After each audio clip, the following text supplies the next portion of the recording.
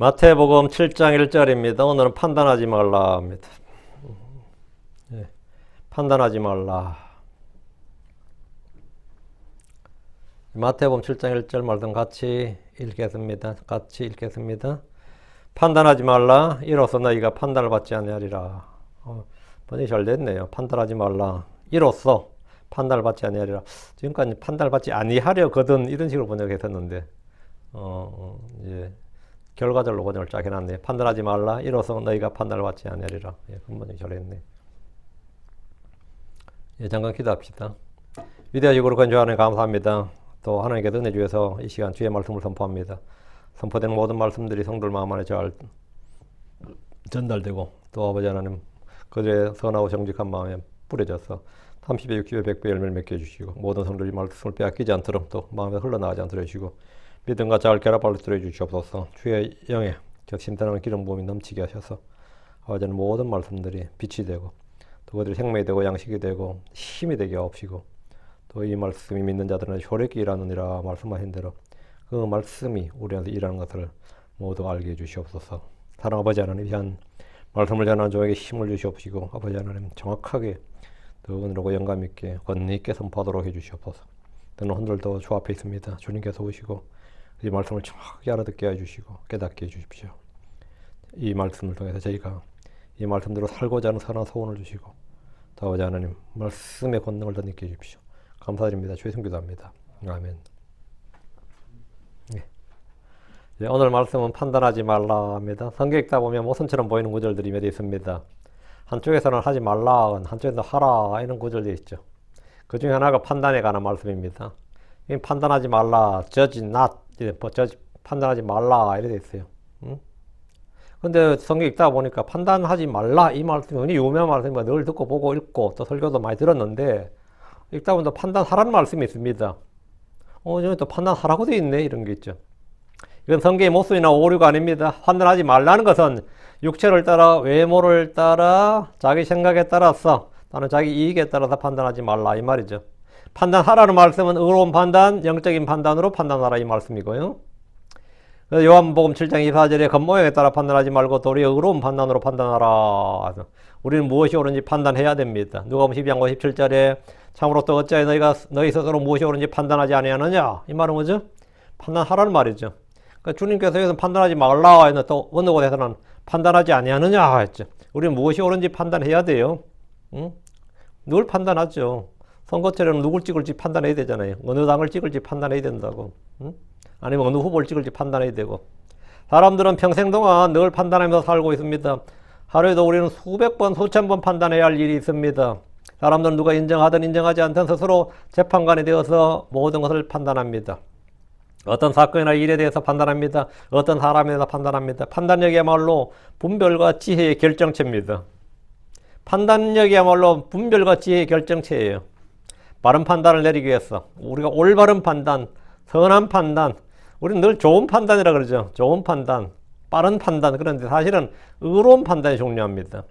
바른 판단이 중요하죠. 바른 판단을 내리기 위해서 고민에 고민을 거듭하니 이런 누구나 몇 번쯤은 다 경험했을 겁니다. 스스로 판단할 수 없는 문제는 그 방면에 유경험자들이나 또 인생에 좀 오래 산 사람들 또는 아니면 전문가들을 찾아가서 조언을 구합니다. 그래도 판단이 섰질 않아. 전문가들 물어보면 다 말이 틀려. 그렇죠? 전문가들이란 사람들이나 늙은 사람들이 지혜가 있는 줄 아는데 물어보면 확 나거든요. 그러니까 도저히 해도 안 되면 어때죠? 판단할 수 없으면 그래도 확실히 서지 않으면 마귀한테 물어요. 점쟁이를 찾아간다고. 점쟁이를 찾아가 점쟁이를. 마귀 들린 자를 찾습니다. 한국에서 대법관까지 지낸 사람이 국무총리까지 지낸 사람이 대통령이 되고 싶었어요. 그래가지고 누굴 찾아갔겠어요? 누굴 찾아갔어? 그러니까 선산을 옮겨라. 그럼 묘지를 옮긴 사람도 있어요. 몇 명 돼요? 그 사람이 한 명 아닙니다. 대통령이 되고 싶어서 자기 부모 묘지 옮긴 사람들이 몇 있어요, 한국에서. 손바닥에 왕자 쓴 사람 있는 거 아니에요. 별별 사람 다 있습니다. 그거 또 욕한 사람 아무도 없어요. 뭐 때문에 묘지 옮겼다는데 다 풍수지리를 믿거든요. 요즘 한국에서 저는 안 봤지만 유명한 영화 파묘라든가 그게 풍수지리 아닌가? 묘자리가 우리의 운명을 결정한다 그 아니에요. 누구의 몇 자리가 뭐 조상의 몇 자리 우리 운명을 결정한다. 그런 영화는 많이 나와서 그런 종류 많이 나왔죠. 우리가 생각할 때 정말 황당한 판단 아닙니까? 그 황당한 생각 아니겠어요? 그렇잖아요. 그래도 돼? 근데 마귀에게 가서 묻는다고, 점쟁이 가서 묻고, 무당 가서 묻고, 용하다는 사람한테 묻습니다. 성도들은 그럼 어떻게 해야 됩니까? 성도들이 참 이렇게 할 수는 없는 거 아닙니까? 성경 말씀합니다. 신명기 1장 17절. 재판은 하나님께 속한 것인즉 너희는 재판에서 외모를 보지 말고 큰 자뿐 아니라 작은 자의 말도 들으며 사람의 얼굴을 두려워하지 말고 너희가 판단하기 어려운 사정이거든 내게로 가져오라. 내가 들으리라. 판단하기 어려운 문제는 내게로 가져오라. 동네 여기서는 재판관들이 50보장, 100보장, 1000보장은 모세에게 가져가는 거죠. 모세가 그들이 모두 다 신이었어요. 모세는 파라오에게도 신이었고 신과 같은 존재였다고. 모세도 어려우면 하나님께 가져가는 겁니다. 판단하기 어려운 사정이거든 내게로 가져오라. 내가 드리라. 내가 드리리라. 재판, 판단, 심판은 같은 말입니다. 재판은 하나님께 속한 것인즉 심판은 하나님께 속한 것인지 아멘이죠. 판단은 하나님께 속한 것인즉 판단은 하나님께 속했다. 판단은 주님께 속한 것입니다. 판단하기 어려운 일은 주님께 가지고 나오라. 신명기 11장 8절이에요. 중요한 판단하기 위해서 사람들은 많은 정보와 지식을 구합니다. 많이 배운 사람들을 찾습니다. 판단하기 위해서는 지식이 있어야 되고 지혜가 있어야 됩니다. 그러나 이런 것보다 더 중요한 것이 있습니다. 그것은 바로 판단의 기준이 명확해야 된다는 겁니다. 기준이 명확해야 된다. 이게 기준인 사람은 돈 되는 것은 뭐든 다 좋다고 말합니다. 그렇게 생각합니다. 그래서 어떤 이들은 악을 선이라고 선을 악이라고 부릅니다. 왜 그렇게 부르죠? 왜 악을 선이라고 부르고 선을 악이라고 부를 것 같아요? 예, 거기 사이에는 이익이 있는 겁니다. 나의 이익이 있는 거예요. 자기가 기준이기 때문입니다. 인생은 선택의 연속입니다. 선택과 결정 사이에 뭐가 있다? 선택과 결정 사이에 판단이 있습니다. 사람 누구나 자기에게 이익이 되는 기준으로 생각하고 판단하고 결정하려 됩니다. 그래서 사람을 경제적 동물 또는 정치적 동물이라고 합니다. 언제나 옳은 것, 선한 것, 의로운 것만 선택하면 좋겠지만 바른 선택이라고 확신한 일이 때로는 잘못된 선택으로, 잘못된 판단으로, 잘못된 결정으로 드러나서 피해 막심이다. 그럼 후회가 물려오는 겁니다. 지혜에 대한 솔로몬이 말하기를 잠언 14장 12절 어떤 길은 사람에게 옳게 보이느니라 그러나 그것의 끝은 사망의 길들이니라. 어떤 길은 사람에게 옳게 보인다. 사람은 저마다 자기 눈에 옳은 대로 하지. 누가 자기 눈에 나쁜 대로 하는 사람이 누가 있겠어요? 자기 생각에 옳은 대로, 자기 판단에 옳은 대로 다 선택하지. 자기 눈에, 자기 생각에, 자기 자기 경험치기라고 그러죠. 경험에 비춰서 나쁜 것, 악한 것을 택한 사람은 없어요. 다 자기 눈에 옳게, 어떤 길은 사람에게 옳게 보인다고. 그래서 우리는 선한 목자이신 주님의 인도함을 받아야 됩니다. 성령의 조명과 지혜를 받아야 됩니다. 기록된 말씀의 빛을 따라서 걸어야 됩니다. 이사야 8장 2절에 그들이 마땅히 율법과 증거의 말씀을 따를지니 만일 그들이 이 말씀에 따라 말하지 않으면 그 까닭은 그들 안에 빛이 없기 때문이니라 했습니다. 말씀은 어두운 곳에서 등불처럼 빛처럼 누구든지 그 말씀을 신뢰하는 자들과 두려워하는 자들을 인도해 줍니다. 그리고 진리의 영이신 성령의 인도함을 받아야 됩니다. 주님은 무리들과 제자들 향해서 무엇을 먹을까, 무엇을 마실까, 무엇을 입을까 말하지도 말고 생각하지도 말라고 하셨습니다. 그리고 이제 주님은 판단하지 말라고 하십니다. 생각하지 말라, 판단하지 말라. 생각하지 않으면 염려할 일도 없고 불안해할 일도 없습니다. 생각하지 않으면 아예 뭐죠? 예, 판단할 일도 없는 거죠. 근데 판단하지 않고 살 수는 없습니다. 우리가 어떻게 판단하지 않고 살합니까? 주님은 사람들에게 자신을 판단하라고 요구하셨습니다. 하나님 유대 백성들에게 판단하라고 하셨습니다. 이사야 5장 3절에 오 예루살렘 거주민들아 유다 사람들아 청하노니 이제 나와 내 포도원 사이에 판단하라. 주님께서 판단하라 하잖아요. 여호수아는 이스라엘에게 선길자를 택하라고 하셨습니다. 선택의 전제 요건이 뭐죠? 택하라 이 말은 뭐죠? 선택의 전제 요건은 판단이에요. 선택의 요건이 판단이라고. 엘리야는 이스라엘에게 너희가 어느 때까지 두 의견 사이에서 머뭇거리느냐. 만일 주께서 하나님이면 그분을 따르느냐 만일 바알이 하나님이면 그를 따를지니라. 이렇게 판단하라고. 판단해야 선택할 거 아니에요. 그래야 결정할 수 있는 거 아닙니까? 결정을 요구한다는 거예요. 그거는 판단하라는 거죠. 선택하고 결정하라는 것인데 이런 거 판단을 요구하는 겁니다. 현대인들이 겪는 문제 중에 하나가 결정장애입니다. 자기 문제를 판단하지 못해 남의 의견, 남의 생각, 남의 판단을 묻고 선택해달라는 사람들이 정말 많습니다. 정말 소드럽게요. 사도 베드로와 요한은 사람들 향해 판단하라고 요구했습니다. 사도행전 4장 19절에 그러나 베드로와 요한이 그들에게 응답하여 말하되 하나님의 눈앞에서 너희 말을 듣는 것이 하나님의 말씀을 듣는 것보다 옳은지 너희가 판단하라 했습니다. 사도 바울 역시 성도를 향해서 자신이 말하는 말을 판단하라고 요구합니다. 고린도전서 10장 15절 내가 지혜로운 사람들에게 하던 말하노니 너희는 내가 말한 것을 판단하라. 거리낌 없이 당당히 나를 판단하라.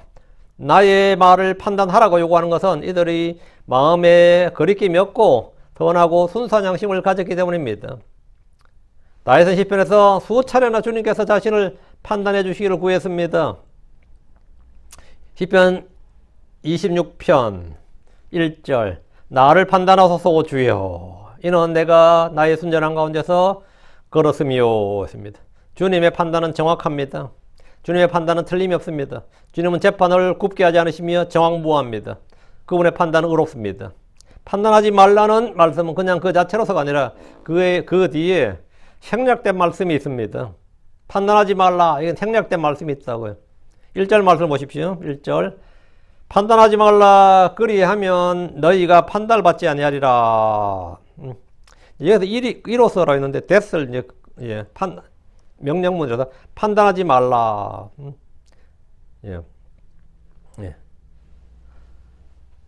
지금까지 한국 성경 번역은 대부분 이런 식으로 거꾸로 번역했어요. 너희가 판단을 받지 아니하려거든 판단하지 말라. 이런 식으로 번역했죠. 너희가 판단을 받지 아니하려거든 난 판단받기 이런 판단 안 할래. 이게 이제 이런 식의 번역이었어요. 다 그렇게 이해를 하는데 판단하지 말라. 그리하면 너희가 판단을 받지 아니하리라. 이거는 이제 문법과 어법에 관한 문제인데 주께서 판단하지 말라는 것은 겉모양으로 육신을 따라 외모를 중시함으로 눈에 보이는 대로 다수 의견에 따라 기운은 판단하지 말라. 뇌물을 받고 재판을 굽게 하지 말라. 이런 말이죠. 우리가 살면서 아무것도 판단하지 않고 살 수가 없습니다. 우리가 지식과 지혜를 구하는 것은 바른 판단을 위해서입니다. 우리가 성경을 공부하는 것도 바른 판단을 위한 것입니다. 영육간에 판단해야 될 거 아니에요. 선악간에 판단해야 되잖아요. 옳고 그름을 판단해야 된다고. 특히 어떤 결정을 내려야 하는 사람의 판단은 그에 상하는 책임이 다릅니다. 옳은 판단, 잘못된 판단의 차이에서 오는 결과는 극과 극입니다. 일반적으로 모든 판단은 가능한 모든 정보를 취합하고 그 결과를 고려해서 내립니다. 그러나 우리 크리스천들은 일요일에 낚시하러 가거나 등산하러 가거나 영화 보러 가는 것보다 그 엔터테인을 자기의 취미생활, 여가생활 하는 것보다 교회에 나오는 게 낫다고 판단하는 겁니다. 이 생활이 나에게 장기적으로 아니면 내세에 하늘에서 더 낫다고 판단하는 거예요. 그러니까 어느 거 성경 보는 시간도 왜 여기 투자를 합니까? 왜 드라마 보고 뭐 안 하고 왜 성경 읽고 그거 해요? 이게 더 낫다고 생각하는 겁니다. 왜 모세가 그렇게 이집트에서 파로의 공주의 아들이라 불리는 걸 거부하고 왜 고난을 그리스도의 고난을 받았겠습니까? 그게 더 낫다고 판단을 했기 때문입니다. 우리는 학교나 직장이나 교회 등 모든 걸 판단하고 결정합니다. 선택은 판단을 기초로 합니다. 판단의 핵심은 가치 기준입니다. 이것을 성경은 뭐라고 하죠? 교리라고 합니다. 교리는 측량하는 잣대고 줄이고 추입니다. 바른 가치관을 형성해야말로 삶의 방향을 결정합니다. 우리는 그리스도인으로서 영적인 것과 육신적인 것의 차이를 판단해야 됩니다. 옳은 것과 그른 것의 차이를 판단해야 됩니다. 거룩한 것과 세속적인 것의 그건 당연히 판단해야 되죠. 판단해야 됩니다. 우리는 그리스도인으로서 당연히 판단해야 됩니다. 해야 할 일과 하지 말아야 할 일을 판단해야 됩니다. 국가 정책이나 세상의 일들에 대해서 우리는 크리스천으로서 판단해야 됩니다. 아, 저놈이 지금 완전히 마귀적인 정책을 쓰고 있구나. 그리고 국민들 그렇게 몰아가고 있구나. 이걸 판단해야 돼요. 우리야 물론 위에 있는 건데 다 복종해야 되니까 하지. 그래 되면 이제 사실은 미쳐가요. 그러면서 미쳐가지면 또 한편으로 소망 있는 게 뭐죠? 세상이 미쳐가면 미쳐갈수록 주님이 오실 날이 가깝구나. 이건 시대의 표적이구나. 나는 이 범법자들이 행행하는 걸 보면서 한편은 절망스럽지만 한편으로 또 소망이 있어요. 아, 이게 성경적으로 예언상으로는 정사이거든요. 저 솔직히 한국에서도 그래요. 이재명 같은 사람이 대통령이 되면 한편은 슬프겠지만 한편은 좋아요. 크리스천으로서. 아, 드디어 한국도 범법자들이 통치자가 되고 입법자 되는 건 당연한 거잖아요. 그거는 성경적으로 전혀 이상한 일이 아니라 크리스천으로서 이 세상에 사는 건 꼭 그런 이율배반적인 겁니다. 주님 오심을 생각하면 세상은 전쟁과 기근과 역병과 이렇게 혼란이 막 닥치는 것이 전혀 이상한 것도 아니고 나쁜 게 아니에요. 그럼 우리는 조용하게 신앙생활을 하기 위해서 뭐 되죠? 또 그걸 또 국가 위정자를 기도해야 된다고. 얼마나 이율배반적이야. 모든 크리스천들은 그런 모순된 삶을 견디면서 사는 겁니다. 그 모순된 삶을 견디며 사신 분이 예수님이에요. 우리 모순된 걸 불평하고 불말 할 건 없어. 당연히 우리는 조금이라도 덜 나쁜 걸 선택해도 더 좋은 걸 선택해야 되고, 선택의 기준은 명확하죠. 주님 더 빨리 오기 위해서 우리는 그냥 범법자를 택해. 재림을 당기기 위해서 까짓 것이. 믿음으로 나는 범법자를 택한다. 아직 세상 말아먹자. 안 그래? 이 나라 아직 시스템을 파괴해버리자. 민주주의고 뭐고 다 파괴해버리자. 뭐 가능하죠. 못할 건 뭐 있어. 안 그래요? 트럼프가 더 범죄자야, 바이든이 더 범죄자야. 비슷비슷하나? 아직 더 범죄자 찍어버려, 더 범죄자. 그리고 딱 보고 더 반성경적인 인간들, 막 낙태하자 그러고 동성애 막 찬양하고 찬양하는 놈들 딱 찍어버려. 주님 빨리 오시라고. 그게 어떻게 판단해? 여러분 판단 어때요? 이게 다 선택과 판단입니다. 이게 다 생각의 차이란 게 뭐죠? 생각의 차이가 선택의 차이를 낳는 겁니다. 선택의 차이가 당연히 판단의 차이인 것이고, 그게 또 가치관의 차이가 되는 것이고, 그게 사고방식의 차이고, 그게 생활방식의 차이고, 그게 삶의 모든 그 사람의 차이가 되는 거예요. 응? 사실 우리가 받아들일 것인가, 거부할 것인가, 취할 것인가, 버릴 것인가, 판단의 연속입니다. 우리 코비드 왔을 때 집회에 모일 것인가, 말아야 될 것인가. 생명을 생각하면 뭐죠? 이익을 기준으로 생각했을 때 어느 게 손해가 되고 어느 게 덕이 되느냐. 또 한편으로 국가 정책을 생각했을 때 우리 순종해야 되냐 말아야 되느냐. 그런 게 다 있잖아요. 어떻게 해야 되지? 또 성경적 생각하다 모이기를 힘쓰라 그랬는데 어떻게 해야 되지? 뭐 이런 것들이 다 판단의 문제입니다. 이게 뭐 성경의 문제가 아니라 다 판단의 문제예요. 목사들도 이게 다 갈렸잖아요. 킹제임 성경 쓴다고 같아요? 킹제임 성경 쓰는 목사님들도 판단이 다 갈렸습니다. 다 갈렸어요. 저 같은 사람은 뭐였죠? 반면에 저의 이런 결정이나 판단을 아주 나쁘다고 생각해서 교회를 떠난 사람도 있습니다. 국가에서 주는 돈은 받아 처먹으면서 왜 집회는 계속하냐 뭐 이러면서 떠났다고. 난 재난 보조금 받을 마음 없었어요. 주니까 받는 거지. 근데 또 준다면 또 받을 거야 아마.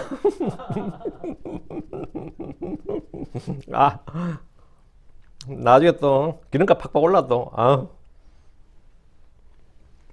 어쨌든 주님께서 판단하지 말라. 이 오늘 본문 판단하지 말라예요. 누가복음 6장 37절. 판단하지 말라. 그리하면 너희가 판단을 받지 않을 것이요. 정죄하지 말라. 그리하면 너희가 정죄를 받지 아니할 것이요. 용서하라. 그리하면 너희가 용서를 받으리라 했습니다. 그렇다면 이 말씀은 무엇을 말하는 겁니까? 판단하지 말라는 무조건적으로 아무것도 판단하지 말라는 것이 아닙니다. 우리는 성경을 읽을 때 행간을 함께 읽을 수 있어야 됩니다. 성경의 구절과 구절을 비교함으로써 그 의미를 정확히 파악할 수 있습니다. 판단하지 말라는 말에는 다음과 같은 말씀들이 포함되어 있습니다. 판단하지 말라, 이거 뭐냐? 외모로 판단하지 말라. 첫째, 외모로 판단하지 말라. 주님께서 판단하지 말라고 하신 것은 외모로 판단하지 말라는 겁니다. 두 구절 봅니다. 요한복음 7장 24절, 8장 15절. 요한복음 7장 24절. 겉모양에 따라 판단하지 말고 도리어 의로운 판단으로 판단하라. 8장 15절. 너희는 육체를 따라 판단하나 나는 아무도 판단하지 아니하노라. 남성은 여자의 외모에 끌려서 판단하고 여자는 남자가 가진 능력과 재물과 힘 등의 소유에 끌려서 판단한다고 합니다. 그러나 주님은 우리의 겉모양이나 육체가 아니라 마음의 중심과 영을 달아보시고 그것으로 판단하십니다. 사무엘상 16장 7절에 이는 주가 보는 것이 사람이 보는 것과 같지 아니하기 때문에 이 사람은 외모를 보거니와 주는 마음을 보느니라. 사람은 뭘 본다고요? 외모를 본다고요. 주님을 마음을 보고. 우리 외모를 봐요. 실제로. 아무리 아니라도 보죠. 주님께서 판단하지 말라 말씀하신 것은 겉모양에 따라 판단하지 말고 육체를 따라 판단하지 말라는 겁니다. 우리는 너무나 쉽게 겉모양으로 사람을 판단합니다. 돈이나 지위나 지식이나 가문 등이 있으면 사람이 달라 보인다고 합니다. 전 별 거지 같은 인간이 이랬는데 그 사람이 페라리를 몰고 가네. 아까까지 거지 같은 인간이라고 생각했는데 어떻게 보이죠? 페라리가 그 사람을 다르게 보이게 해요. 안 그래요? 뭐 그런 겁니다. 사람이란 게 그래요. 사람이란 게 그래요. 저 세탁소 아저씨 진짜 그래 보이는데 나중에 알고 보니까 한국서 서울대를 나왔다 그러네. 그럼 둘 중에 반이 하나예요. 진짜 그럼 겸손한 사람이네. 이 사전이 있었겠네 싶은 사람도 있고, 어디서 또 구라를 치는 거야 이런 사람 있고, 다 그렇죠. 사람이 외모가 갖추어지면 응? 돈, 지위, 뭐 지식, 가문, 뭐 심지어 그 사람이 누구 친구다 그래도 사람이 달라 보인다 그래요. 인물이나 옷차림을 보고도 사람을 판단합니다. 외모를 보고 사람을 깔보기도 하고. 그러다 그 사람을 뭐 개무시했는데 그 사람이 지위가 높은 사람이라는 걸 알 때 어떻게 되죠? 당황합니다. 무시하던 사람이 알고 보니 상당히 부자라는 말 듣는 순간 놀라게 됩니다. 인물이 좋고 상당한 권세를 지닌 사람인 줄 알고 굽실거리다 알고 보니까 사기꾼의 성을 알 때 어때요? 분노합니다. 분노예요. 외모로 사람을 판단하기 때문에 일어나는 현상입니다. 사람을 외모로 판단하는 것은 사실 우리의 본능이고 한계입니다. 자연스럽게 그렇게 판단되는 것이 또 현실입니다. 그러나 우리는 스스로 주의하고 깨어 있어야 됩니다. 외모는 결코 판단의 기준이 될 수 없습니다. 부자라는 이유로 그 사람이 그렇거나 사랑이 넘치는 것은 아닙니다. 가난하다는 이유로 아무도 돕지 못하는 사람은 아닙니다. 부자라고 해서 다 성실하게 그렇게 일을 한 사람도 아닙니다. 부자들에 의해서 다 주님의 은혜를 입고 복을 받은 사람은 아닙니다. 부자들에 의해서 무엇이든 할 수 있는 능력이 있는 것도 아닙니다. 그런데 외모로 판단하다 보니까 부자들에게는 상당한 신뢰를 주게 됩니다. 크레딧을 주게 됩니다. 이런 교회 내에서도 흔히 있는 일입니다. 그래서 야고보서 2장 1절 4절 내 형제들아 영광의 주 우리 주 예수의 믿음을 사람들의 외모를 중심으로 갖지 말라. 그러므로 만일 너희 집회에 금반지를 끼고 좋은 옷을 입은 어떤 사람이 오고 또 거기에 천한 옷을 입은 가난한 어떤 사람이 들어온다면 이 너희가 화려한 옷을 입은 자를 존중하며 그에게 말하기를 당신은 여기 좋은 자리에 앉으소서. 또 그 가난한 자에게는 거기 서 있든지 아니면 여기 내 발등상 밑에 앉으라 말하면 그때는 너희가 너희끼리 차별하며 또 악한 생각들로 판단한 자들이 되지 아니하느냐. 외모로 따라 사람을 달리 취급하면 판단하는 게 되지 않느냐 이거죠. 주님 이것을 악한 생각으로 판단한 자로 말씀하셨습니다. 가난한 자를 무시하고 부자를 높여주는 것은 의로운 판단이 아니라 악한 생각으로 판단하는 겁니다. 불행하게도 교회 내에는 세상보다 더 외모를 취하는 경우가 있습니다. 성도 중에 지위가 높거나 부자나 학식이 있는 사람이 오면 덩달아 믿음까지 높여줍니다. 그 사람 참 좋은 사람이라고 신실한 사람이라고. 거기다 예수까지 믿네. 욥기에 보면 욥기 32장 21절 청하건대 당신들은 나로 하여금 사람을 외모로 취하지 말게 하며 사람에게 아첨한 호칭을 붙이지 말게 할지니라. 청하건대 당신들은 나로 뭐라고요? 나로 하여금 사람을 외모로 취하지 말게 하며 습니다. 사람들이 높여주는 부자들에 대해 성경이 이렇게 말합니다. 야고보 2장 6절 7절 그러나 너희는 가난한 자들을 멸시하였도다. 부자들은 너희를 억압하며 또 너희를 재판석들 앞으로 끌고 가지 아니하느냐. 그들은 너희가 불리우는 그 존귀한 이름을 모독하지 아니하느냐 합니다. 마찬가지로 공부를 많이 하고 높은 학위를 가지고 있다고 해서 인격이 고미한 사람, 성실한 사람, 정직한 사람 그런 건 아닙니다. 그걸 보장하지는 않습니다. 학력의 유무가 인간됨의 차이를 나지 않습니다. 시편 62편 9절에 참으로 지위가 낮은 자들은 헛되며 지위가 높은 자들은 거짓되나니 저울에 달면 그들을 다 더해도 허무보다 가볍도다 했습니다. 지위란 게 디그리예요. 디그리가 높은 자, 학위가 디그리죠. 학위가 낮은 자들은 헛되고 학위가 높은 자들은 거짓되다 이 말입니다. 학위가 낮은 자들은, 높은 자들은 부와 학력과 지위, 권세 등이 결코 신앙의 높낮이나 인격의 완성도를 나타내는 것이 아닙니다. 교회에 공학박사나 의학박사, 철학박사 등이 오면 어떤 목사님들은 설교하는 것조차 부담된다고 말합니다. 그들 앞에서 말 실수를 하지 않을까, 자신의 무식이 드러날까 두렵다는 겁니다. 사람을 외모로 판단한 결과입니다. 세상에 어떤 높은 학위를 가졌다 해도 영적 지식과 지혜와는 아무 상관이 없고 영적 성장과 성숙과도 아무런 관련이 없습니다. 외모, 겉모습으로 죄를 이길 수 있는 경건의 능력, 영적 힘을 소유할 수는 더욱더 없습니다. 내가 그래도 명식이 사회 지도층인데 그거하고 그 사람의 음행하고는 아무런 관련이 없어요. 이번에 한국계 나사 직원이 사고 쳤던데 최고 학부 엘리트 최고 전문가예요. 최고 학부의 최고학위 최고의 직업을 가졌죠. 그런데 그 사람이 그게 뭐가 중요해? 그 사람은 그럼 죄를 지으면 이상한 일이고 저 노가다판에 일하는 사람이 죄를 지으면 그건 정당한 일, 자연스러운 일이냐고. 그렇지 않죠. 그건 전혀 상관없어요. 둘째, 판단하지 말라는 건 뭐냐? 긍휼 없이 판단하지 말라는 겁니다. 주님이 판단하지 말라 할 때는 긍휼 없이 판단하지 말라 이 말입니다. 야고보 2장 13절에 이는 자비를 베풀지 않는 자는 자비 없는 심판을 받을 것이기 때문이라. 그런즉 자비는 심판을 대적하여 기뻐하느니라. 자비는 심판을 대적하여 기뻐한다. 긍휼이란 것은 불쌍히 여기는 마음입니다. 하나님은 공의로운 재판관이시며 외모를 취하지 않으시는 분이지만 긍휼이 풍성하신 분입니다. 우리는 사람의 연약함을 알고 인정해야 됩니다. 시편 78편 39절에 이는 그들이 다만 육체에 지나지 아니하며 또 지나가고 다시 오지 아니하는 바람임을 그분께서 기억하셨기 때문입니다. 시편 103편 14절에 이는 그분께서 우리의 구조를 아시며 그분께서 우리가 먼지임을 기억하시기 때문이라. 사람은 천사가 되고 신이 되려는 초인의지를 품고 있지만 실상은 먼지에 지나지 않는다. 주님, 우리가 먼지임을, 육체에 지나지 않으면 지나가고 다시 오지 않는 바람임을 기억하신다. 우리가 그런 자라는 거죠. 들의 풀과 같고 씻은 꽃과 같다는 거죠. 꺼져가는 심저 같고, 그게 인간이다 말이죠. 그 사람은 스스로 자신이 만물의 중심이고 만물의 머리고 하면서 초인의지를 품고 있지만 사실 실상은 진토에 불과하다. 흙먼지에 지나지 않는다. 질그릇에 지나지 않는다. 하나님 우리를 있는 그대로 심판하시면 아무도 구원받을 수 없습니다. 주님께서 우리의 연약함을 불쌍히 여기시고 긍휼을 베푸시는 까닭에 오늘 우리도 살아가는 겁니다. 우리 역시 주님의 긍휼을 입은 자로서 긍휼을 가지고 판단해야 됩니다. 시편 18편 25절. 이제 구원하소서. 오 주여, 내가 당신께 간청하나이다. 오 주여, 내가 당신께 간청하오니 지금 형통함을 보내소서. 스가랴 7장 9절. 만군의 주가 이같이 말하 이르노니 너희는 진실한 재판을 집행하며 저마다 자기 형제에게 긍휼과 동정심을 베풀고. 남을 판단하는 데는 서리발처럼 날카롭지만 자신이 하는 일에 대해서는 매우 관대한 것은 삐뚤어진 저울이고 잘못된 자를 가진 겁니다. 이중 기준입니다. 더블 스탠다드 들어갔죠. 고무줄 자란 말도 있습니다. 죽중 늘어났다 줄어들었다는 건 말이죠. 남에게는 긍휼 없이 판단하고 자신에게는 인간이니까 감정의 동물이니까 그럴 만한 사정이 있으니까 부득이하게 또 뭐 이러면서 줄줄줄 변명이 나왔죠. 모든 사람들은 자기 행위에 대해서 변명할 줄 압니다. 남을 판단할 때 긍휼을 가지고 그렇게 판단해야 됩니다. 주님께서 판단하지 말라 하신 말씀에는 긍휼 없이 판단하지 말라는 겁니다.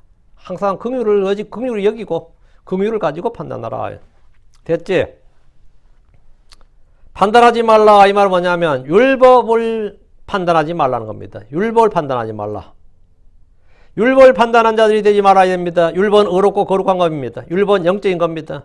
율법에 대해서 이해가 되지 않는다, 불가능한 일이다, 말이 되지 않는다, 구시대적이다, 유대인들의 이야기다 등등으로 그래서 율법을 막 정죄하고 판단하는 성도들이 꽤 많이 있습니다. 왜 율법을 왜 판단해? 율법은 우리가 배움의 수단이고 순종의 대상이지 판단의 대상이 아니에요. 율법을 판단한 이들은 율법을 행하는 자들이 아니라 율법을 판단한 자들입니다. 믿음으로 받아서 순종할 생각을 하지 않고 율법을 비틀고 부정하고 교훈으로만 받으려고 하는 이들 역시 율법을 행하는 자가 아니라 판단하는 자들입니다.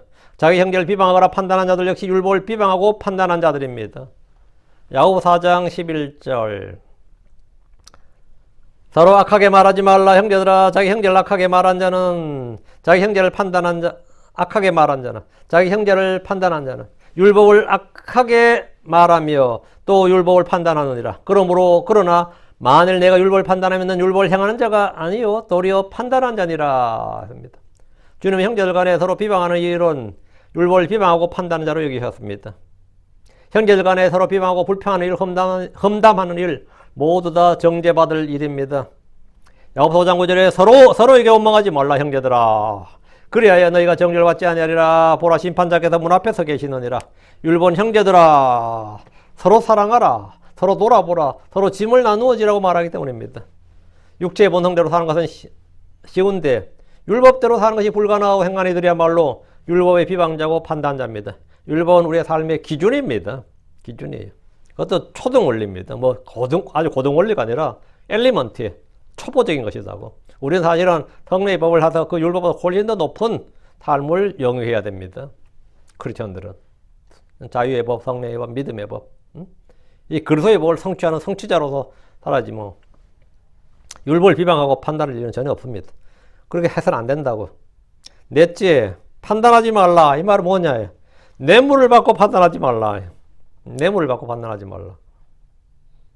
뇌물은 모든 판단을 굽게 합니다. 뇌물의 특징이 뭡니까? 눈을 어둡게 하는 겁니다. 그리고 재판을 곱게 하는 겁니다. 세상에 선물을 싫어하는 이는 아무도 없습니다. 선물을 싫어하는 이는 없어요. 그런데 선물의 대가를 지불해야 되면 그것은 더 이상 선물이 아니라 뇌물이 되는 겁니다. 선물의 대가가 지불되면 기프트가 뭐가 되죠? 브라이브. 선물이 아니라 뇌물이 된다고요. 때로 사람들은 선물과 뇌물의 경계가 모호하다고 그럽니다. 때로 우리 성경에도 기프트를 뇌물로 번역해야 될 때가 있거든요. 기프트가 다 선물로 번역되지 않습니다. 뇌물로 번역된 거 꽤 있어요. 예. 이게 기프트가 뭐냐 이거예요. 이게 선물이냐 뇌물이냐. 선물과 뇌물은 하늘과 지옥만큼의 다른 겁니다. 선물은 받아야 되는 겁니다. 하나님의 선물 받아들여야 되는 겁니다. 뇌물은 거절해야 되는 겁니다. 구원은 뇌물이 아니라 선물입니다. 구원은 뇌물이 아니에요. 선물이에요. 영생은 하나님의 선물입니다. 하나님의 은혜는 선물이에요. 하나님은 모든 것을 선물로 주셨습니다. 영적 선물, 하늘의 선물이죠. 하지만 사람들은 선물조차도 훗날을 대비하든지 어떤 이면에 다른 어떤 뜻을 품고 주기 때문에 뇌물이 되기 십상입니다. 신명기 16장 19절 너는 재판을 굳게 하지 말고 사람을 외모로 보지 말며 또 뇌물을 받지 말라. 뇌물을 받지 말라. 이는 뇌물이 지혜로운 자의 눈을 눕게 하고 의로운 자의 말을 굳게 하기 때문이니라. 재판, 심판은 모두 저지로서 판단입니다. 자, 사무엘은 이스라엘의 위대한 재판관이었습니다. 그는 왕정이 시작되기 전에 마지막 재판관이었습니다. 그는 평생 동안 의롭고 바르게 재판했지만 그의 아들들은 아버지와 같지 않았습니다. 그래서 사무엘상 8장 3절에 보면 그의 아들들이 자기 아버지의 길로 걷지 아니하고 옆으로 돌이켜 이익을 추구하며 뇌물을 취하고 재판을 굽게 하니라. 사무엘의 아들들은 아버지와 달리 이익을 취하고 뇌물을 취했습니다. 뇌물은 재판을 굳게 합니다. 요즘 법조인들의 비리가 터질 때마다 뇌물이 원인입니다. 주님께서 판단하지 말라고 하신 말씀은 뇌물을 받고 판단하지 말라 이 말입니다. 다섯째, 증거나 증인 없이 판단하지 말라는 겁니다. 증거나 증인 없이 판단하지 말라. 오늘날 법치국가 민주주의를 자랑하는 나라들은 저마다 증거제일주의를 채택합니다. 성경 일찍부터 재판할 때 가장 중요한 것이 증거요 증인임을 말씀하고 있습니다. 여러분 세상에서 말한 증인하고 세상에서 말한 죄인하고 하나님이 말씀하신 죄인하고 법에서 말한 죄인은 다릅니다. 법에서 말한 죄인은 입증되지 않는 죄를 다 죄인이라고 그래요. 입증되지 않는 죄가 유죄고 입증된 유죄, 사람이 법정에서 입증을 할 수 있는 그 증거와 증인이 없으면 무조건 무죄예요. 죄가 있고 없고는 상관없고 죄가 있고 없고가 중요한 거 아니라 그 죄의 입증 유무가 중요한 그게 유죄가 무죄냐죠. 우리는 판단할 때 사실 어떻게 판단합니까? 대부분 감으로 판단하고 들은 걸로 판단하고 본 대로 판단하죠. 그것도 정확하지 않지만 성경 일찍부터 재판할 때 가장 중요한 것이 증거요 증인이라 했어요. 자, 신명기 19장 18절 19절 재판관은 부전에 조사할지니 보라 그 증인이 거짓 증인이요 자기 형제를 대적하여 거짓으로 증언하였거든. 너희는 그가 자기 형제에게 행하려고 생각한 대로 그에게 행하여 너희 가운데서 악을 제거할지니라. 악을 제거하라. 무고죄는 뭡니까? 똑같은 형벌로 가하라는 겁니다. 이거 진짜 한국에 필요한 법이네. 이 말씀은. 수많은 무고죄들이 너무 많아요. 일단은 이 무고죄라든지 고소 이런 거 있죠. 이 고소의 형량, 여러분 통계를 조사해 보시면요. 한국의 그 경찰 검찰의 고발 고소건이 일본의 100배입니다. 그 얼마나 고소가 남발된지 알겠죠. 미국이 뭐 고소의 천국이라고 그러죠. 사실 진짜 천국은 한국입니다. 고소 고발 건수 얼마나 많은지 모릅니다. 얼마나 많은지 몰라요. 아니면 말고식이요. 아니면 말고식으로. 그걸 뭐야? 상대방을 압박하는 수단으로 사용하기 위해서 막 고소를 해버리거든요. 재판관은 판단한 사람입니다. 그는 늘 부지런히 증거를 조사해야 됩니다. 증인의 진실성을 조사해야 됩니다. 한 명의 증인이 아니라 최소한 2명 이상의 증인을 확보하도록 해야 됩니다. 만약 거짓으로 증언한 것이 발각되면 위증죄를 엄격하게 물어서 처벌하게 했습니다. 신명기 13장 14, 15절에 너는 조사하고 살펴보고 부지런히 물어보되 보라 그 일이 사실이며 이런 가증한 일이 너희 가운데 있음이 확실하면 너는 반드시 그 도시의 거주민들을 칼날로 죽이고 그 도시와 그 안에 거하는 모든 것과 그 가축을 칼날로 진멸하며 증거나 증인 없이 판단할 일이 없도록 해야 됩니다. 주님께서 판단하지 말라는 것은 증거와 증인 없이 판단하지 말라는 겁니다. 증거도 없이 증인도 없이 함부로 판단하면 우리 역시 그렇게 판단받게 될 겁니다. 근데 우리는 수없이 많은 판단이 대부분 전언 판단이에요. 그게 뭐냐면 전언, 누가 전달해주는 말, 내가 직접 보고 들은 것이 아니고 전언, 누가 말해준 걸 듣고 판단하는 거죠. 저도 누구를 판단할 때 보면 생각할 때 보면 다 전언이에요. 내가 직접 뭐 한국인을 본 거 하잖아요. 그 사람 보고 들은 건 다 누군가를 내한테 뭐 카톡이나 이메일을 한 것도 그런가 보다. 대충 이제 종합해서 판단은 그게 맞겠어요, 안 맞겠어요? 대부분 틀리겠죠. 그쪽 입장 들어본 것도 아닌데. 판단을 하지 말아야 될 것들이 다. 그냥 다 내가 뭐 듣긴 하지만 다 무시해버려야 되는 것들, 버려버려야 되는 것들인데. 제가 전에 말씀드렸잖아요. 말씀드렸다고 내가 받아들여야 되는 건 아니잖아. 옳다고 믿을 근거는 그 사람 주장일 뿐이지. 전에 제가 말씀드렸는데, 이런 말 하죠. 다 쓸데없는 소리예요, 사실은. 다 쓸데없는 소리라고. 그래서 증거나 증인 없이 판단하지 말라. 그럼 우리가 얼마나 쓸데없는 판단을 많이 했는지, 헛된 판단을 많이 했는지, 거짓된 판단을 많이 했는지 우리가 지금 사실은 하나님 앞에서 자백하고 회개해야 됩니다. 전부 다 전언. 증거도 아니에요, 그거는. 누가 그렇게 말하더라. 난 그렇게 들었다. 뭐 어떡하라고. 그 진실 여부가 어떻게, 그 사람 말을 들으면 그게 진실이냐고, 그게 진리냐고. 보는 게 다가 아니고, 듣는 게 다가 아니란 말 늘 하면서도 또 판단하잖아요. 그런 전부 다 뭐 거짓된 판단이란 말이에요. 여섯째, 부당하게 판단하지 말라. 시편 82편 2절. 너희가 언제까지 부당하게 재판하고 또 사악한 자들의 외모를 받아들이려 하느냐, 셀라. 골로 3장 25절. 그러나 부당하게 행하는 자는 그가 행한 부당한 일로 인하여 복을 받으리라. 거기에는 사람들의 외모를 중시함이 없느니라. 부당하게 판단을 받아본 사람들은 그 피해를 절감합니다. 우리는 부당하게 판단하지 않도록 주님의 도우심을 구해야 됩니다. 일곱째, 성급하게 판단하지 말라. 판단하지 말라가 성급하게 판단하지 말라. 충분히 인내하면서 기도하고 성령 인도함을 받으며 판단하십시오. 충분히 겪어보지 않는 사람, 경험해보지 않는 이들을 미리 예단하는 것은 오류로 판명될 때가 많습니다. 이미 타임 테스트를 겪은 것들은 문제 없습니다. 그러나 그렇지 않는 것들은 시간을 둬야 됩니다. 판단하지 말라는 것은 이 방법론에 대한 것 외에 대상이 있습니다. 성경은 형제들을 판단하지 말라고 합니다. 사도 바울은 로마 14장에서 판단에 대해서 3번이나 엄히 경고했습니다. 로마 14장 4절. 다른 사람의 종을 판단한 너는 누구냐? 그의 서거나 넘어짐이 그의 주인에게 달려 있느니라. 참으로 그가 붙들려 세워지리니 이는 하나님께서 능히 그를 서게 하실 수 있기 때문이라. 다음 로마 14장 10절. 그런데 너는 왜 내 형제를 판단하냐? 아니면 왜 내 형제를 무시하느냐? 이는 우리가 다 그리스도의 심판 앞에 설 것이기 때문이라. 로마 14장 13절. 그런즉 우리가 더 이상 서로를 판단하지 말지니 도리어 아무도 자기 형제의 길에 걸림돌이나 넘어질 기회를 두지 아니하였는지 이것을 판단할지니라. 뭘 판단해야 되느냐? 뭘 판단하지 말아야 되느냐?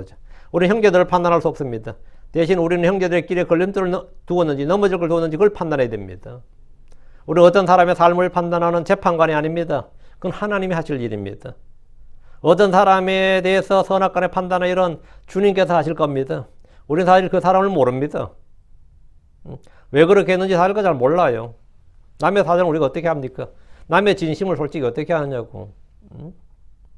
때로 우리는 창세기를 읽을 때 롯을 구원받지 못한 사람처럼 읽지만 그는 구원받은 성도였고 의로운 롯이라 불립니다. 열왕기를 읽을 때 므낫세처럼 악한 왕은 없어 보이지만 그가 회개하여 구원받은 왕이라는 사실은 역대기하에 나옵니다. 누가 보더라도 삼손은 형편없는 사람처럼 보이지만 히브리 11장에는 그의 이름이 믿음의 영웅들 가운데 하나로 나옵니다. 우리는 그 사람에 대해서 판단할 때 함부로 판단할 수 없는 겁니다. 우리는 저 하늘에 가서 싶을 사람들이 많을 겁니다. 우리가 형제를 판단할 수 없는 이유, 이게 이겁니다. 고린도전서 2장 15절에 그러나 영에 속한 사람은 모든 걸 판단하나 그러면도 그 자신은 아무에도 판단을 받지 아니하느니라. 여기서 바울은 분명히 모든 사람이 아니라 모든 것을 판단하라고 했습니다. 반면 주님은 7장 1절에 사람을 판단하지 말라고 하셨습니다. 이 두 구절은 전혀 모순이 아닙니다. 우리는 어떤 사람을 위대하다고 판단했다 후에 그가 위선자라고 판명될 때 얼마나 황당하겠습니까? 정말 진실한 믿음의 사람, 믿음의 종인 줄 알 때는 나중에 보니까 뭐 이단이었다 이거예요. 정말 위대한 사람이 할 때만 알았더니만 뭐 그 사람이 아주 탐욕가였다. 어때요? 사람을 겉모습 보고 알 수가 없죠. 우리가 솔직히. 위대한 목사님이라고 막 충성했는데 알고 보니까 진짜 그런 뭐 아동성추행범했다. 뭐 이런 거. 그럴 수 있죠. 얼마나 황당하겠습니까? 근데 우리가 막 등신이다, 바보다, 머저리다 이렇게 판단했는데 알고 보니까 숨은 일꾼이야. 하나님의 인정받는 일꾼으로 판명될 때 우리의 죄는 단순히 실수라고 치부할 수가 없는 겁니다. 판단하지 말란 주의 말씀을 정면으로 위배한 거죠. 저희들이 함부로 사람을 판단할 수 없는 또 하나 이유는 그 사람의 회개 여부를 알 수 없기 때문입니다. 예를 들어 오늘 죄를 지었다고 할지라도 그 사람이 오늘 하나님 앞에서 무릎 꿇고 자신을 깊이 회개했다면 나는 그 사람의 죄에 대해서 더 이상 왈가왈부할 수 없는 겁니다. 최고의 재판관이고 온 세상에 온 땅의 심판자인 주께서 오케이 하고 받아들였다면 우리가 무엇이기에 우리가 누구기에 계속 정죄하고 있어. 그 말은 뭐냐? 재판관을 모독하는 거지. 이미 하나님 앞에서 용서받은 사람을 내가 계속 판단한다면 그것도 성도로서 할 수 없는 일입니다. 그러면 어떤 사람들은 회개 열매를 판단하겠다고 덤빕니다. 저 사람이 회개했다는 말은 믿을 수가 없다. 저 사람이 한 말은 믿을 수 없다. 우리 주위에는 이렇게 지나치게 의로운 사람들이 의외로 많이 있습니다. 이런 사람은 회개에 합당한 열매에 대한 기준을 자기 자신의 마음에 차느냐 그렇지 않느냐에 맞춥니다. 회개 열매라는 게 뭔데? 내가 마음에 차는 나의 마음에 흡족한 만족이 있느냐 없느냐로 따진다고요. 이건 역시 자기 의에 빠진 어리석은 자들의 행동에 불과합니다. 전도서 기자는 이런 사람장에서 말하기를 전도 7장 16절 너는 지나치게 의로운 자가 되지도 말며 스스로 지나치게 지혜로운 자가 되지도 말라. 어찌하여 내가 내 자신을 멸하리 하느냐 했습니다. 지나치게 의로운 자가 되지 말라고요. 지나치게 의로운 자가 되지 말라고. 구원파 교회 사람들은 다른 교회 교인들의 구원을 다 판단합니다. 주로 뭘로 판단하죠? 가짜라고 판단합니다. 그들은 자신들이 세운 교리와 자기들이 정해둔 모범 답안에 따라서 대답을 하면 구원받았다고 인정하고 그렇지 않으면 머리로 받은 구원이니 지식 구원이니 하면서 무시합니다. 인정 안 합니다. 얘들은 모두 판단하지 말라는 것들을 판단하고 있는 겁니다. 로마서 2장 1절에 그러므로 판단한 사람아 내가 누구이든 변명할 수 없나니 이는 판단하는 내가 같은 일들을 행함으로 다른 사람을 판단하는 것에서 내 자신을 정죄하기 때문이니라. 야고보 4장 12절에 율법을 주신 이가 한 분 계시는데 그분께서 능히 구원하실 수 있으며 또 멸하실 수도 있느니라. 남을 판단하는 너는 누구냐. 우리 주님은 사람에 대해서 판단하지 말 것을 말씀하신 동시에 마땅히 판단해야 할 일들에 대해서도 판단하지 못할 때 책망하셨습니다. 옳고 그른 일을 판단하지 못하는 사람들 향해 주님은 말씀하시기를 누가복음 12장 56절 51절 너희 위선자들아 너희가 능히 하늘과 땅의 모습을 분별할 수 있느니라. 그러나 어찌 너희가 이때는 분별하지 못하느냐. 참으로 또 어찌하여 너희가 너희 스스로 무엇이 옳은지 판단하지 아니하느냐. 우리는 시대의 표적을 분별할 수 있어야 됩니다. 지금은 주님이 오실 날이 얼마 남지 않은 때입니다. 성경을 공부하면서도 이런 사실들에 대해서 전혀 분별력이 서지 않는다면 헛되이 공부한 겁니다. 주님은 오래지 않았어. 곧 오실 겁니다. 지금 우리 시대를 보십시오. 맨날 이란이 이스라엘을 침략했니 안 했니 그거 가지고 시대의 표적을 삼으려고 그러죠. 텍사스에 붉은 암송아지가 있어요. 그게 재림의 표적이야? 응? 텍사스에 붉은 암송아지 있는 게 재림의 표적이냐고. 응? 안 그래요? 저는 이번 한국 총선 보면서 난 재림의 표적을 확실히 봤어요. 응? 그런 게 진짜 재림의 표적이야. 사람들은 뭡니까? 범법자를 선택하잖아요. 그래서 범법을 모르는 사람이 대한민국 국민 중에 누가 있냐고. 괜찮다잖아. 그럼 범법은 상관없다잖아요. 그게 재림의 표적이에요. 선을 악이다 하고 악을 선이란다. 우리 그렇지 않는 걸 지금 생생하게 보고 있잖아. 그걸 누가 못 봐. 응? 범죄자들을 범법자들 입법자로 만들고 범법자를 통치자로 만드는 거 대전보다 예스했잖아. 훨씬 압도적으로 더 많은 숫자들이. 그게 바로 재림의 표적이에요. 시대의 표적이라고. 마지막 때, 위험한 때라고 이게 지금. 마지막 때의 표적이라고요. 응? 그거는 이스라엘이 이라라고 싸우는 거랑 비교할 게 아니에요. 이게 정말 재림의 표적이에요. 이번 독일에서는 자기가 성전환 수술하고 안 하고 상관없이 그냥 내가 여자라면 여자고 내가 남자라면 남자라는 게 독일 연방의회에서 통과됐어요. 법으로. 응? 얼마나 특이한 법이야. 근데 성별 누가 정하는 거야? 내 마음이 정해. 응?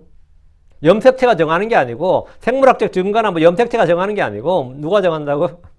내가 정해요. 내가 정해. 이게 정말 이런 시대에 우리가 지금 살고 있잖아요. 우리 이걸 보잖아요. 이보다 더 명확한 시대의 표적들이 어디 있냐고. 이런 확실한 시대의 표적들. 이제 우리 정말 영적인 사람들이 미쳐버린 시대입니다. 그리고 그것이 잘못됐다고 말하면 뭡니까? 혐오범죄니 차별 무슨 차별이니 뭐니 하면서 난리가 납니다. 난리가 나요. 이런 것이 바로 뭐냐? 이게 바로 시대의 표적이에요. 우리가 지금 살고 있는 이 폐역한 퍼벌티드예요. 퍼벌티드. 완전 왜곡되고, 이게 이제 마귀들의 교리거든요. 이게 마귀들의 교리라고. 이게 바로 이게 디모전 4장에 나오는 마지막 때 어떤 자들이 할 때 나오는 이 표적이 바로 이거예요. 저는 이런 거 보면서 와 진짜 주님께서 가까이 그 디모전 3장에도 이것을 또 하나 할지 또 마지막 날들에 위험한 때들이 이른다는 것이라 하면 쫙 나오는데 이게 정확히 이겁니다. 우리는 바로 이런 시대에 살고 있습니다. 뭐 어느 나라 전쟁 나고 그런 것 그것도 물론 전쟁 이것도 마가복음 13장에 따르면 표적이죠. 그것도 전쟁 소식이 많이 나오는 거 기근과 역병과 이런 거 다 표적입니다. 정말 그런 거 외에 표적이 뭐냐면 노아의 날들, 롯의 날들이 지금 현실에 펼쳐지고 있는 거. 그게 지금 그게 가장 강력한 표적이에요. 우리는 지금 마지막 날들에 살고 있다. 마지막 날 살고 있다. 그런 거 따지자면 그렇게 따지자면, 우리가 크리스천들이 아무리 기도하고 여러분이 뭐 투표 독려운동하고 그렇게 해도 안 될 겁니다. 사실은 그래서 계속 져요. 그러니까 더 절망스럽겠지만 또 한편 우리 말이요. 모순된 존재들이라고. 그러면 또, 그건 어쩔 수 없지. 그렇다고 해도 내가 악을 선택해서는 안 됩니다. 아무리 내가 해도 안 되는 건 안 되는 거고, 그건 안 되는 건 안 되는 거라 하더라도 이 세상에 사는데 당연히 안 되겠죠. 우리가 세상을 바꾸겠습니까? 세상을 개혁하게, 세상을 개선하겠습니까? 아닙니다. 우리는 못합니다. 아무리 해서도 안 되고, 아무리 기도해도 안 되는 일이에요. 기도할 일도 아니지만, 실제로.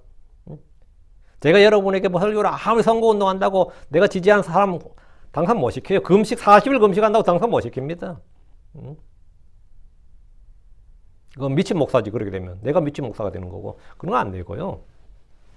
그냥 그러려니 하고 받아들이고, 또 한편으로는 또 소망이 있잖아. 예. 주님의 약속하신 말씀대로 모든 걸 이루어지고 있다는, 이거에 대해서 또 우리가 깊은 위로와 소망을 또 힘을 얻는 거죠. 그래서 아무렇지도 않다. 오히려 나는 잠잠하다 이거예요.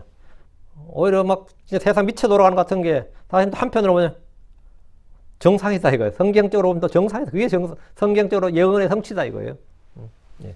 우리 판단하지 말라 그러는데 이렇게 하면 또 판단하지 말라. 이렇게 판단하라. 이 두 가지 말씀이 어때요? 참 모순 속에 살고 있죠.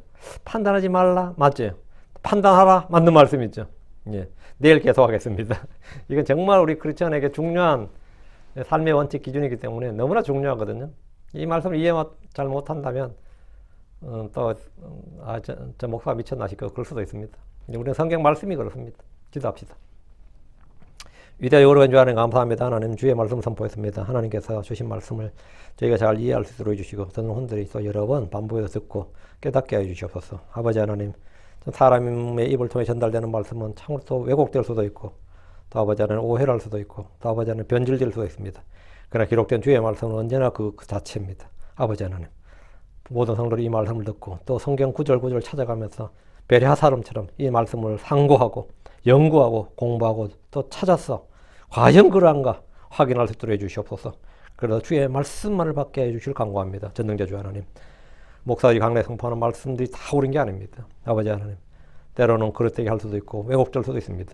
그러나 성도들이 그 말씀을 들을 때 그들 안에 있는 성령께서 진리 가운데 인도해 주시고 또 성경을 펴서 아버지 하나님 그 말씀들을 다 일일이 확인하면서 아버지 믿음을 확증할 수 있도록 해주시고 아버지 그래서 이 정말 진정한 참된 믿음 가운데 저희가 굳게 설 수 있고 아버지 이 세상을 저희가 이 참 악하고 참 타락하고 음란하고 폐역한 시대 완전히 이 모든 게 뒤집어지는 그런 세상을 뒤집어지는 그런 미쳐가는 이런 세상에서 아마 영적인 사람들이 정말 미쳐가는 세대입니다. 그래서 주님 아버지 주님 그러나 이것이 또 성경적으로 또 예언된 말씀 그대로 성취되는 것들임을 압니다. 주의 오심이 가깝다는 사실에 대해서 또 말씀이 있는 그대로 성취된다는 사실에 대해서 제가 오히려 큰 힘과 위로를 받습니다. 감사합니다. 주님 말씀하신 대로 속히 오시옵소서. 감사드립니다. 주의 성기도합니다. 아멘. 아멘.